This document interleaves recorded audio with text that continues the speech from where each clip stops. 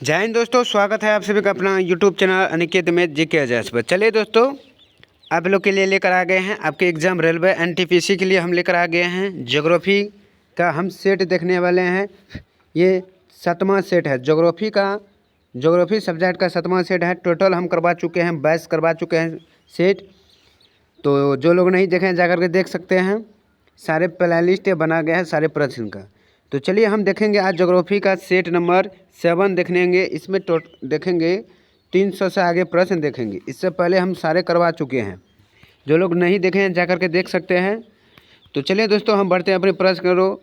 तो आप लोग अपने एग्ज़ाम का बेहतर बनाए। इस प्रश्न के साथ PDF भी दे देंगे आप कुछ दिन के बाद, तो डाउनलोड कर लीजिएगा। चलिए चलते हैं अपनी प्रश्न और। आप लोगों से छोटा रिक्वेस्ट है कि वीडियो को शुरू से अंत तक जरूर देखिए। जो लोग चैनल पर पहली बार जुड़े हैं प्लीज़ चैनल को सब्सक्राइब जरूर कीजिए और वीडियो को लाइक शेयर करना ना भूलें। तो चलिए हम आ चुके हैं अपनी प्रश्न और। तो 300 से आगे का प्रश्न है 301। तो प्रश्न है कि ग्रेनाइट चट्टानें किस प्रकार की चट्टानें होती है। तो ग्रेनाइट जो चट्टान है वो किस प्रकार की चट्टानें होते हैं, ये देखिए एनटीपीसी 3 मार्च 2021 का सेकेंड शिफ्ट का पूछा हुआ प्रश्न है। तो ग्रेनाइट चट्टान किस प्रकार की चट्टानें होती है, तो इसका राइट आंसर हो जाएंगे बी, अग्नीय चट्टान होता है। Option B is the right answer. Dash के अंतर्गत भूकंपों का अध्ययन किया जाता है। तो किसके अंतर्गत भूकंप का अध्ययन किया जाता है, तो 302 का आपका राइट आंसर देख लेते हैं। तो 302 का आंसर हो जाएगा ऑप्शन बी, सिस्मोलॉजी के द्वारा किया जाता है। अगली, निम्नलिखित में से कौन सा एक सुषुप्त ज्वालामुखी है। तो सुषुप्त ज्वालामुखी कौन है, तो ऑप्शन डी हो जाएंगे, हवाई में स्थित मोना केआ। अगली, निम्नलिखित विकल्पों में से कौन सा ज्वालामुखी पर्वत का एक उदाहरण है। तो ज्वालामुखी पर्वत का एक उदाहरण है कौन सा ज्वालामुखी, तो इसका राइट आंसर डी हो जाएंगे, Fujiyama. Option D is the right answer. पिघली हुई मैग्मा से बनने वाली चट्टाने को क्या कहा जाता है। तो एक 305 का आपका राइट आंसर सी हो जाएंगे, अग्नीय चट्टान कहते हैं पिघली हुई मैग्मा को। किस सक्रिय ज्वालामुखी को भूमध्य सागर के लाइट हाउस के रूप में जाना जाता है। तो इसका राइट आंसर हो जाएंगे 306 का option B is the right answer, Stromboli. अगली प्रश्न, किस भूकंपीय तरंगों में अनुप्रस्थ विस्थापन शामिल होता है। तो किस तरंगों में भूकंप के तरंगों में अनुप्रस्थ विस्थापन शामिल होते हैं। 307 का ऑप्शन सी हो जाएंगे, एस तरंगे में। क्वार्टरजाइट डैश प्रकार का एक सेल होता है।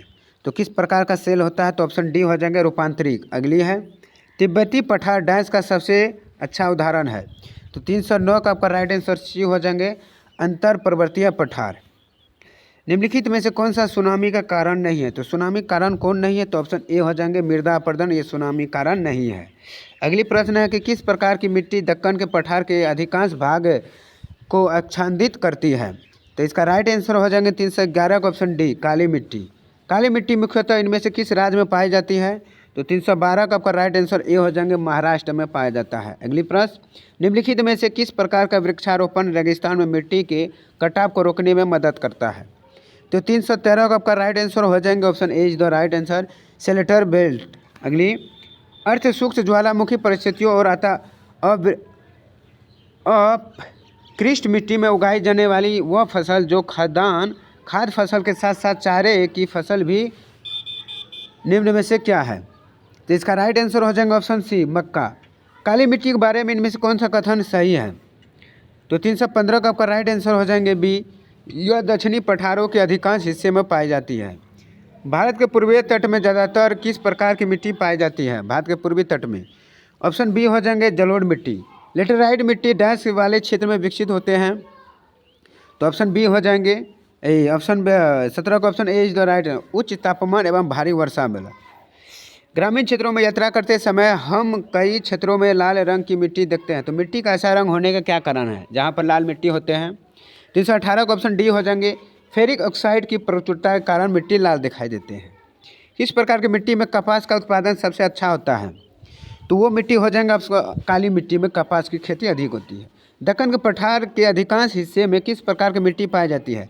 किसके हिस्से में, दक्कन के पठार के हिस्से में। 320 का आपका राइट आंसर ए हो जाएंगे, काली मिट्टी में। अगली प्रश्न है, कौन सी मिट्टी नमी धारण करने की क्षमता के लिए जानी जाती है।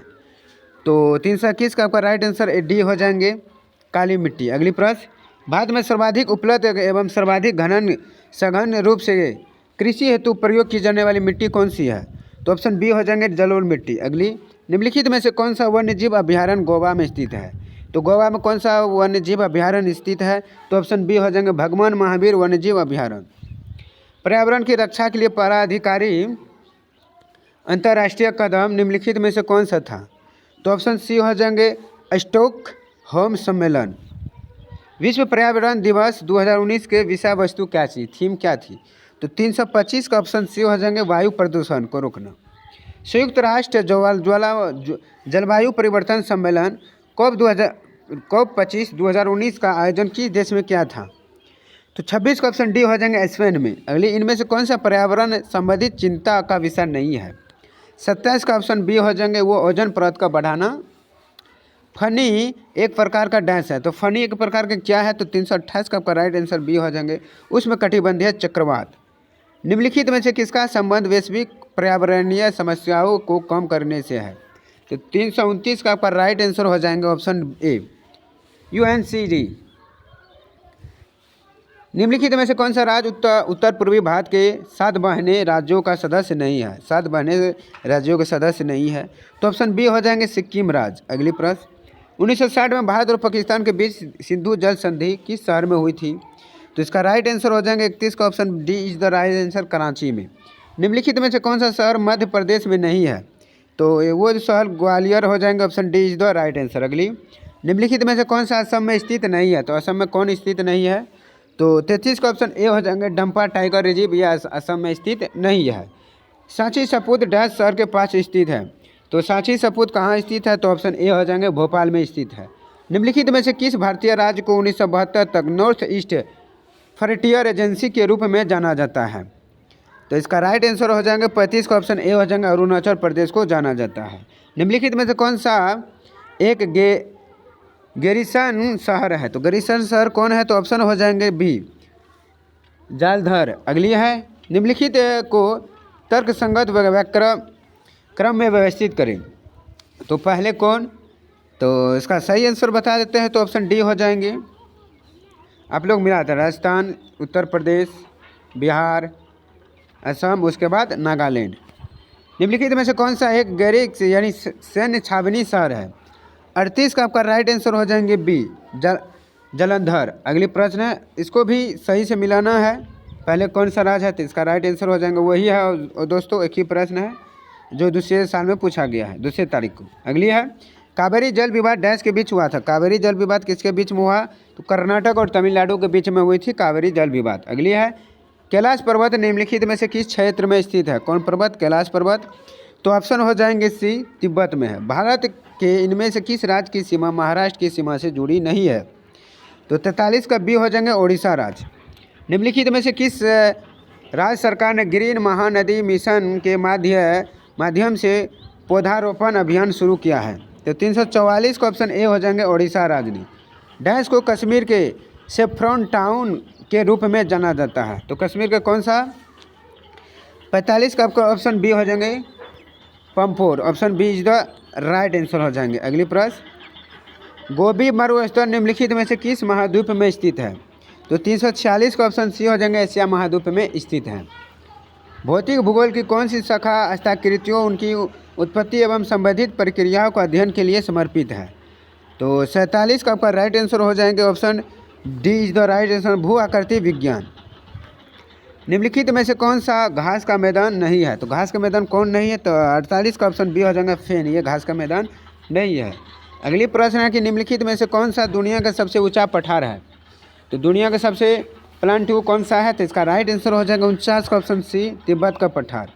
निम्नलिखित में से कौन सा युग्म सम्मिलित नहीं है? तो इसमें से कौन सा युग्म जो है सम्मिलित नहीं है? 350 का आपका राइट आंसर हो जाएगा option A Argentina fair ridge. तो ये पेयरिज अर्जेंटीना में कौन सा घास के मैदान है? तो ये पेयरिज नहीं है। तो इसका अगर आप लोग जानते हैं तो ज़रूर कमेंट में बताइए। इनमें से कौन सी पर्वत श्रृंखला स्विट्जरलैंड में स्थित है? तो स्विट्जरलैंड में कौन सा पर्वत श्रृंखला स्थित है आपका? तो ऑप्शन हो जाएंगे डी एल्प्स। अगली प्रश्न, पंपास, एस्पेसस, सवाना और पेरिस सभी प्रसिद्ध डैश के नाम है? तो सभी किसका नाम है? तो ये सभी जो है घास के नाम है। किसका नाम है? घास के मैदानों का नाम है। टकलाम कान मरुस्थल किस देश में स्थित है? टकलाम कान मरुस्थल वो किस देश में स्थित है? तो 53 का आपका राइट आंसर हो जाएंगे डी हो जाएंगे चीन में। गोबी मरुस्थल निम्नलिखित में से किस महाद्वीप में स्थित है? तो इसका राइट आंसर हो जाएंगे option D is the right answer Asia. अगली प्रश्न को बढ़ते हैं। यूराल पर्वतमाला डैश और डैश को अलग करती है। तो प्रश्न है कि यूराल पर्वतमाला और डैश को अलग करती है। तो यहाँ 4 ऑप्शन दिया गया है। इन चारों ऑप्शन आपको कमेंट में बताना है। तो ये SW के तौर पर दिए हैं, जो हम अभी 55 प्रश्न करवाए हैं, 50 ये आप लोग के लिए हैं। फिर इसे हम आगे लेकर आएंगे। इसका जो टोटल प्रश्न बनता है 450 बनता है ज्योग्राफी का। तो चलिए आज के लिए इतना ही, फिर मिलता है अगली पार्ट के साथ। अगर वीडियो को प्रश्न अच्छे लगे होंगे तो ज़रूर लाइक कीजिएगा। चैनल में पहली बार आए तो प्लीज़ इसके चैनल को सब्सक्राइब जरूर कीजिए। इसका PDF हम अपने टेलीग्राम पर देते हैं, जिसका लिंक भी दिया गया है, नीचे सर्च बॉक्स में जाकर सर्च कर सकते हैं चैनल का नाम। और वीडियो को शेयर जरूर कीजिए अपने दोस्तों के साथ। चलिए, उम्मीद है फिर मिलता हूँ अगले पार्ट के साथ। तब तक के लिए धन्यवाद। जय हिंद।